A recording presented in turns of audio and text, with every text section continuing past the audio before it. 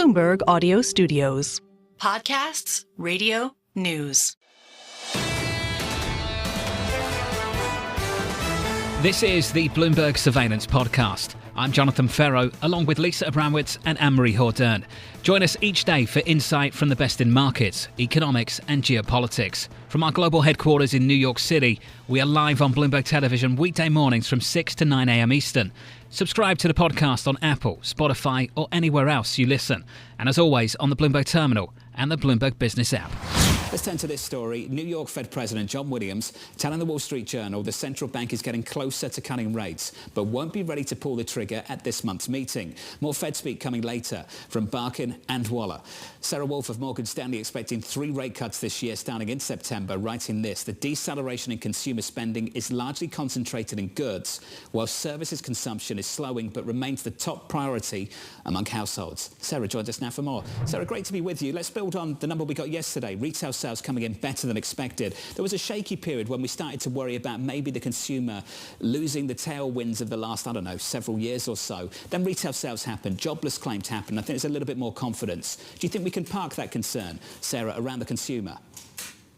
I do think there is a genuine slowing that we're seeing in consumer spending, but now we could say that the first quarter, where real PCE stepped down to 1.5%, which is about half the pace it was running last year, was likely overstated by higher prices and some seasonal factor distortions.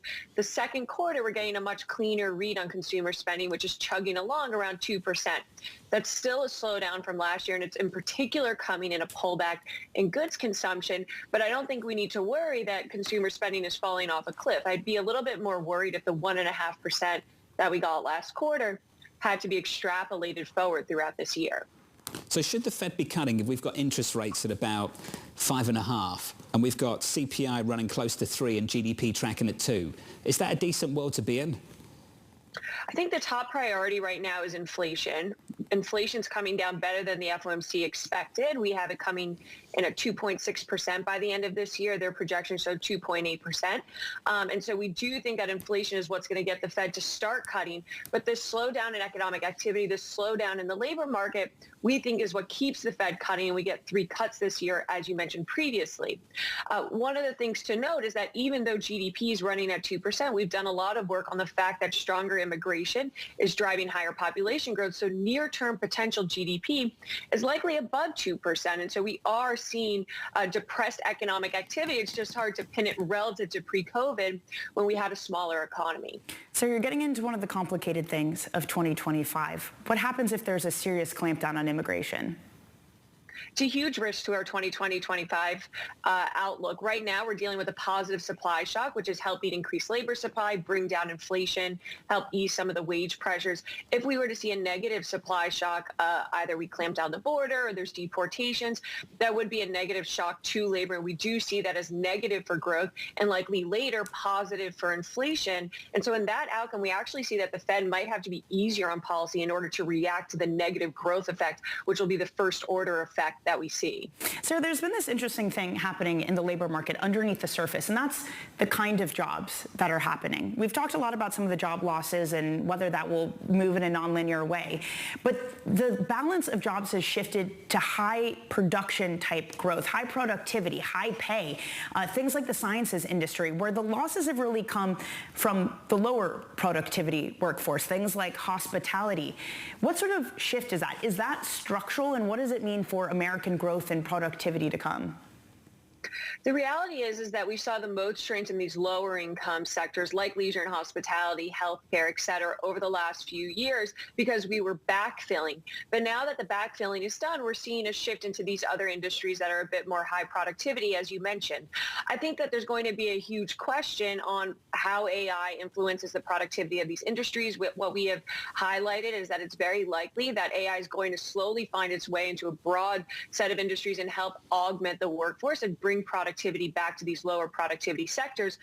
like the hospitality industry, for example. But, we're very optimistic. We think that there is going to be more of a productivity boom. It's slowly going to roll out in the economy, and it's going to help augment the workforce instead of, the rollout of AI replace workers. We don't think that that's going to be the base case. Sarah, these are big long-term themes. Can we talk about the end of this month? Forgive me for having a really short time horizon. Do you think the July Fed meeting could be a live meeting? Do you think there might be some officials pushing for that cut as early as July?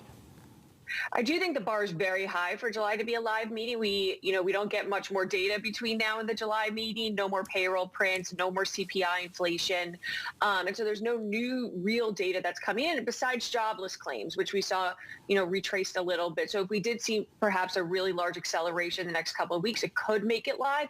I think much more likely is that we're going to see some notable changes in the July FOMC statement that push the Fed more clearly to set up for a September cut. And what do I mean by that? Right now, the statement is very attentive to inflation risks. The last week when we heard from Chair Powell, he said inflation is not the only risk that they're watching. Maximum employment is equal to price stability. We expect that the FOMC statement is going to have a lot more on that maximum employment side of the mandate because of the softening that we're seeing in the labor market. And that's going to tell markets that it's not just inflation that's driving cuts now. It's the broader economy that the Fed is watching. And at this point, Chair Powell doesn't want to cause undue weakening in the labor market and the economy. Sarah Wolfe of Morgan Stanley, going into July and beyond, looking for that first rate cut in September.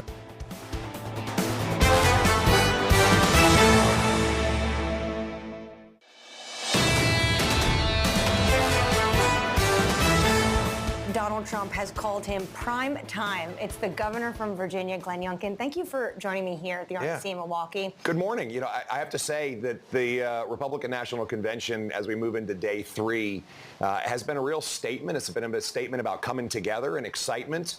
And when President Trump came into the arena on Monday night, and it's the first time that everyone had really seen him since the assassination attempt, the place erupted, and it was emotional.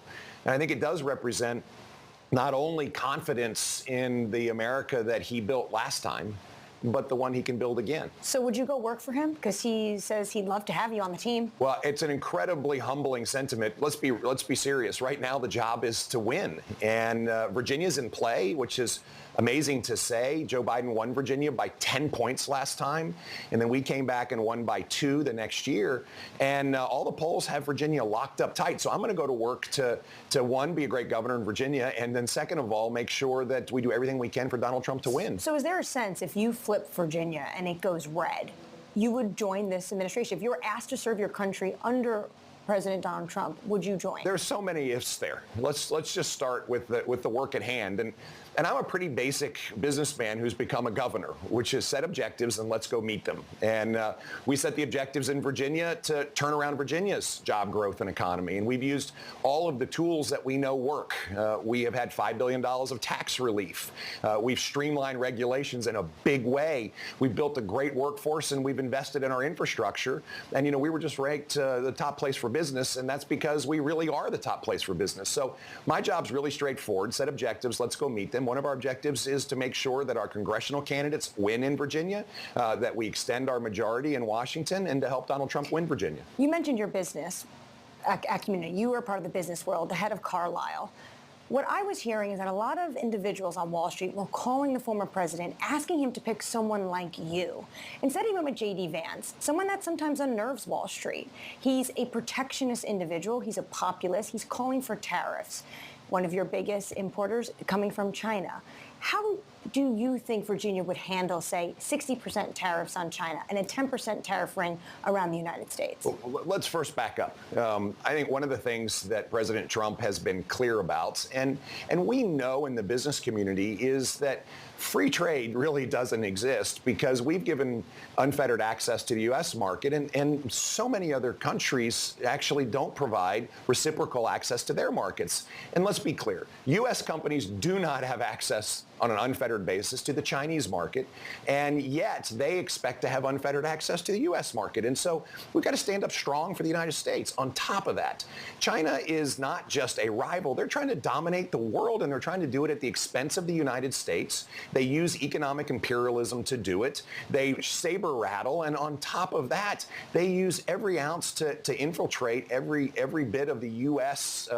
Economy to understand how they can influence it.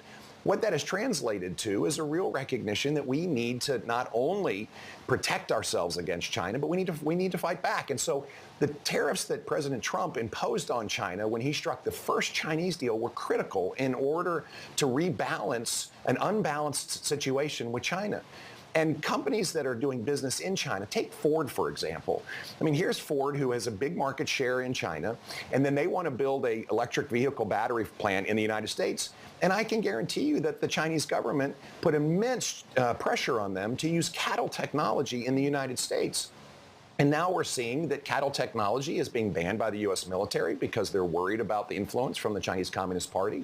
I mean, this is the way China does business, and we've got to make sure that we're fighting back. Most economists, though, say tariffs are inflationary. So do you think that's the right solution to this problem you don't think is currently free trade on the marketplace? Yeah, I do have to begin with, I have lots of economist friends and worked with them for a long time, and well, the Peterson economists says are right and wrong. $1,700 per every household. They ran all the numbers. Well, I know. People ran lots of numbers at the beginning of the year and said there was going to be 5 rate cuts this year in the United States. Come on, let's be real. At the end of the day, I believe that President Trump will use tariffs in order to make sure that trade is reciprocal and fair. Fair for the United States, fair for U.S. businesses, and fair for the U.S. worker. And that's really important. He also thinks the dollar is too strong. Do you think we have a currency problem? Well, I think the first issue we have with our currency reflects the lack of strength, the weakness that the Biden-Harris administration has projected economically around the world.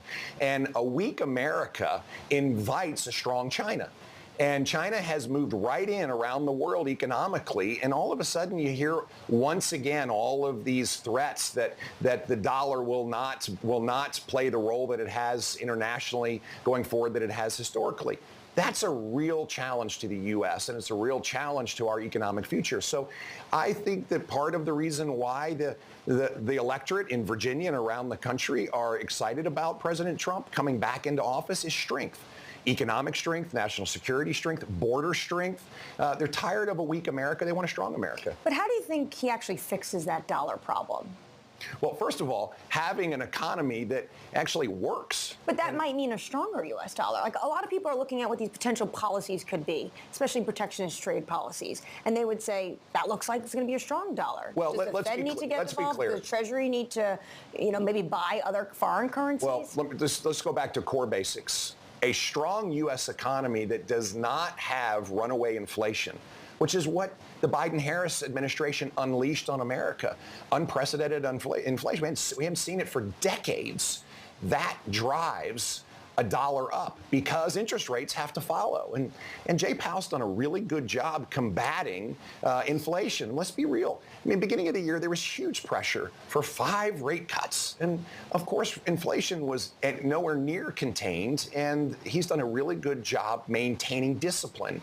We've got to get inflation down, make sure that it is, and then rates will come down, and rates will drive the currency. And that's a strong, high-growth, low-inflation economy that is not allowing inflation to drive too strong a dollar. Well, you said earlier the market was expecting 5. Now the market expects 1 or 2. One of them likely before the U.S. election. Do you think Jay Powell, if he is to cut rates for this U.S. election, is being political? No, I don't. I think Jay is doing his job. And as we have seen the Biden economy really falter, Jay's going to react, and he's going to do what he needs to do. And so, no, Jay's not political at all. Jay's doing a great job. J.D. Vance is the VP pick. I want to give you a quote of what he put on his campaign website, black and white, before he ran for the Senate. We're going to raise taxes on companies that ship jobs overseas and use their money to fund anti-American radical movements. Does corporate America have a place in this Republican Party? Well, first of all, let me begin with JD's nomination. I think he's going to be a great running mate for the president, and I think he's going to do a great job as vice president. And let's be clear, it is Donald Trump's agenda. And Donald Trump is going to set the agenda on the future of our economy and how we are going to build a rip-roaring economy again, just like the one we had in his previous administration. And yes, the business community clearly is excited about this. Listen, the stock market ran away over the last few days as it's become more clear that Trump is leading and has a better than likely chance of being elected as president. I also think it reflects the catastrophe that Joe Biden has been over the last couple of weeks coming out of the debate for the Democratic Party. I mean, there's chaos on their side.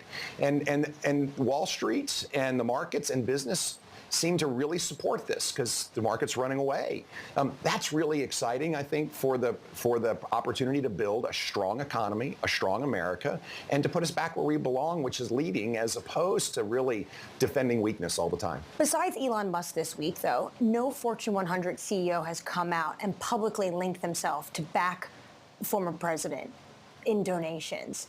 Do you think that's a problem?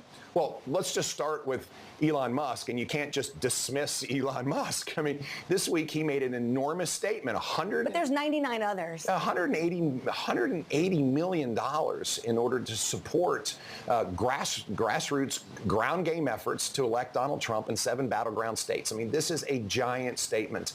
And I think we'll see over the course of the next 3.5 months, as it becomes very clear that the momentum that we're seeing today can be maintained, that the business community does want a strong economy. They want a strong leader in Washington. They want America to be strong overseas. They want a secure border. We need to combat China, not placate China. And this is what Donald Trump's going to represent. And this is why I think American business will be very pleased to have him back as president. You spoke to Trump before you gave your speech at the RNC at the convention center. What did he say to you? Well, I called him on Sunday after the assassination attempt, and let's just be clear here. He was millimeters away from a very different Sunday than what we had, and I do thank God for his presence there, because evil was unleashed in Pennsylvania, and he said that he was changing his speech, and he said he was encouraging everyone else to do the exact same thing, to really reflect on unity in the Republican Party and unity across America.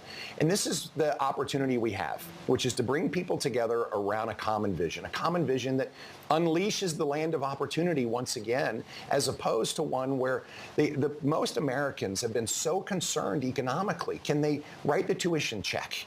Can they retire? As runaway inflation has really eroded so much of their hard work. Inflation has come down, but certainly it is top of mind for a lot of American voters with those prices. Emery, we got to be real. Inflation has come down from highs that were unprecedented, and it is the cumulative effect of inflation that has made prices so high. Grocery prices up 30%, gas up 40%. For the average American family, this is really, really tough. Listen, prices aren't going down; they're just going up less quickly. That's correct. Glenn Youngkin, thank you so much for your time.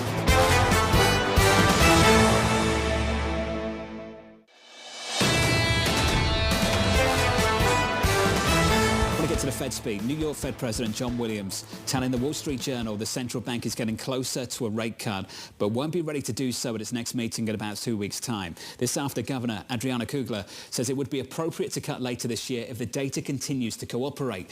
Joining us now is Tony Rodriguez of Nuveen alongside Brian Weinstein of Morgan Stanley. Gentlemen, great to have you with us around the table this morning. Tony, I want to start with you. Is the data cooperating? Are they ready to go? The data is certainly moving in the right direction and cooperating. I think it's not there yet for a July cut, but I do think that for September it's setting up pretty well.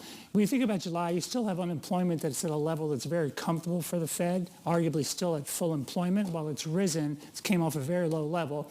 And the inflation data is still above their target, moving in the right direction. But again, a little bit too early to say, hey, July we need to move, but it's all setting up very nicely so far, assuming we don't get a brand new set of data that suddenly surprises the market, which we've seen over the last 6 months. But right now we think it's setting up for a September cut and then just a very gradual kind of quarterly pace over the course of the next 3 to 4 quarters in our mind. Think about where we'll be in September. I think we need to spend some time doing that. Okay, we sit here now talking about September rate cuts and how the inflation growth mix is a little bit better, that they can reduce interest rates. Brian, by the time we get to September, we'll be talking about the election even more than we're talking about the election right now. We had Mike Schumacher of Wells Fargo on the program with us a little bit earlier, and Mike was talking about a window here for this trade to work, maybe a month or two. And then all you'll be thinking about is the political considerations of the next administration and the prospect of looser fiscal policy, maybe even an inflationary trade policy and higher interest rates at the long end of the curve. Is that where you're at? Yeah, I like that. I like that story. I think we're priced for rate cuts, right? We know they're going to happen. It's hard to recommend 2-year notes here. I don't think the Fed's going to ease more than the market prices in. So they won't. Listen, we have a Fed funds rate that was there for a 9% inflation. Now inflation's going below 3, so we're going to ease. I don't know why they're not doing it now. Different story. So they're going to ease, right? So they're going to ease, and people are going to extend duration, and that trade's not going to work, right? I think it's already happened. That's why the yield curve was inverted by 120 basis points at the max. We know we don't have the growth in inflation. That we don't need an 8%, 9% 10-year note. That wasn't going to happen. But I don't think we're going to have a 3.5% 10-year note either. So I think you have a window here where the easing trade works. People rush into duration. Maybe we're done with it. But my number's been 390. If I could be underweight duration at 390 on 10s, I would be very happy. I'm not sure we get there, but it's the wrong price. Well, also, I mean, this push and pull has also been all about steepeners. And that's down to a lot of the politics. And, of course, steepeners work until they don't. And people who just entered that trade have gotten smacked across the face in the past couple of the days. I mean, is that really, you want to be gung-ho about it, perhaps it's been your call since the start of the year. There's a lot of people it has. Can you really put it on? The only thing I really like is not owning the long bond, right? To me, 10s bonds at 20 basis points, to run any chart you want historically. You can go back to Bill Clinton when there were no more treasuries, right? Fine, we were inverted. That's not where we are, right? It's the opposite. So to me, that trade's not negative carry. It doesn't hurt. You don't need to extend duration out to the 30-year part of the yield curve. If we're going to have a weaker dollar, if we're going to have higher deficits, to me, it's the long end of the yield curve. The rest of it, again, 2-year notes at 450. Why not own cash at 550 and not roll up the curve? So yeah, I think steepeners are going to be problematic until we get some really nasty growth in inflation numbers. That's not where we are. We're just normalizing. So I think steepeners here are going to knock people around. Negative carry, very difficult. You don't want to marry that trade. And can I bring you in specifically on the long end? Because again, there has been this argument made that it's a Trump trade, that it's the deficit expanding, it's the extension of tax cuts. How much difference does it really make? Who's in the White House next year? Yeah, we think that the fiscal situation is going to be very similar no matter who's in the White House. So the larger term premium result of fiscal deficits that look like they're going to be here for a while because we don't think there's any party that's really fiscally responsible anymore. So in that case, I do think that you've seen the majority by far of the move in the long end. We don't think we're going to see a huge backup from here because we do think the economy will slow. We do think inflation will continue to come down. So the curve steepening has largely been priced in for the first move of it. Now you really need to wait for the Fed to actually get into the game, which again, we don't think it'll start till September, and it'll be a slow process. So the long end's going to be, we think, held up here around these levels for quite some time, and one of the big reasons is the fiscal deficits and the fact that no one's going to address it. So there's a difference in degree at the long end, but ultimately you're not looking for a big rally here at all at the long end, where I think there might be some differences the front end. What I just heard from Brian there about the front end of the curve, I hear from a lot of people, we all do, they come on this show, they go on business TV and they say, don't be in the front end, reinvestment risk. Rate cuts are coming, lock in these yields at the longer end of the curve, make it happen, make it work right now. Brian, what are they saying that you're disagreeing with? What do you think they're getting wrong here, ultimately? And why can our audience actually take some comfort by sitting here and saying, you know what, I don't need to give these guys fees to do anything exotic. I can just keep taking 550. Well, listen, I think eventually there are things you want to own, and that's high yield's done well, loans have done well, so cash is one instrument. But I think what they're getting wrong is that we're not going back to the old regime of 1% growth and no inflation, not to mention the fiscal situation, right? So there's more going on. So I think if the Fed's calibrating, right, they're going to go from 550 to 475. The next move could be up again, right? It's not a path from 475 down to 2.5, which I think if you look, if the curve is usually 150 basis points from 2s to 10s, if the 2-year note's going to end up close to 4, the 10-year note ends up close to 5.5. So I think that's what they're getting wrong. We're not going back to the old days of 1%, 2%, 3% 10-year notes. Well, part of that story, though, about getting out of the front end, getting out of cash, had been that it's going to power a bunch of other things, that it's going to be this huge power that can mean that risk can keep going. Are you saying that that's not the case? No, listen, the cash on the sideline thing, I think, is always a bit of a myth. People are making active decisions. That's where they have their money. If everyone sells their treasury bills, someone else has to buy them, right? They don't go away. So there's a give and take here. No, listen, I think it powers credit. I think as you leave cash, you're not buying 5-year treasuries. You're buying credit. You're buying high yield. Look at the dispersion in high yield. What are people buying? Safe high yield, right? What are people buying? The 7 equities that have powered us to get here. That might be more of an index problem. So I think that can expand, right? People can go and find other things to buy that have better return, especially after tax, than 5.5% in cash. So yes, people will buy other things, and cash should fall. I'm just saying, don't blindly move out the yield curve and think that that's where your cash should go.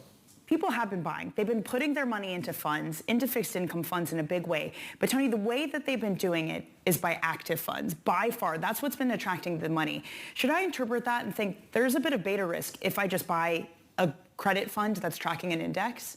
Yeah, we think that when you look at performance of managers from equity market versus fixed income, in fixed income you clearly see outperformance versus benchmarks by active fixed income management. So we do think you're leaving money on the table if you go into the index weighted, funds that are out there. We think the opportunity, for example, they're very heavily weighted towards the treasury market. We think the treasuries are overvalued relative to non-treasury spread assets out there. So when you talk about the cash story, you can build portfolios that have anywhere from a 2 to 5 year duration that are going to earn 6%. They're going to outperform cash, and they're going to earn that for the next 2, 3, 4 years. Whereas cash will earn you above 5% today, but fast forward 6 months, fast forward a year, you're going to have a 4 handle on that, possibly a 3 handle by the time we get to 2026. So I think that's the reason that you should be moving out a bit on the yield curve, but away from the treasury market to other more attractive assets. Just quickly on credit, what are you expecting on credit spreads? Yeah, so we think credit spreads are probably going to widen a bit from here over the next couple of months. You have volatility coming in from the election. You have the economy slowing down. We've been in a golden age of credit in terms of defaults, for example. So credit's weakening, but we don't see a kind of recession-like environment for credit. Defaults, we think, will rise, but stay below long-term averages. So that means you should see some widening in credit spreads because we may be a little bit overpriced here, but not such that they're going to really, destroy a portfolio like you might see in a recessionary environment. Because I was going to say credit default swaps, I think they're at their narrowest since 2021 at this moment. And there's a lot of people who look at that, Brian, and say, I'm not getting compensated for the risk that should be priced into this. I'm a little out of consensus here. I think credit story is going to get interesting. I think in the absence of the fiscal story, what's that saying? Well, treasury market's is not a great quality credit. And so I think what people are going to do is they're going to search for credits they think are as good or better than the U.S. government. I think the short answer is there really aren't any, right? The government prints the currency, and that's really important. But can you make the argument that Apple should trade through the government? People will. And so I think the high-quality credit spreads are going to continue to see new tights unless we have a hard landing, because people are going to look for things that are not treasuries, that are not cash, and there aren't that many of them. And that's why single Bs are trading like they are in high yield, and that's why the credit market is where it is in credit default swaps. And I don't think we've seen the tights yet, despite the fact that we're pretty close to historical levels. I just want to get into that a little bit more. What is driving that bid into certain corporates, certain credits that can trade through, say, treasuries? Yeah, listen, again, it's not my personal favorite argument. I do think it's going to happen. Well, you've put it out there, so I've got to ask. I think what's driving it is, again, you can make what's going to cause... The U.S. government is not going into default, but we can get downgraded again. We can be worse fiscally, right? And if you look at the credit markets, especially in the higher grade, there aren't that many single A names, right? There really aren't. And so you get into triple B plus names. And a lot of those names have great cash flow, right? They're being fiscally responsible. They're not going to continually increase their deficit. They're not going to have political issues. They're not all the issues that we're about to go through are not going to happen in those names.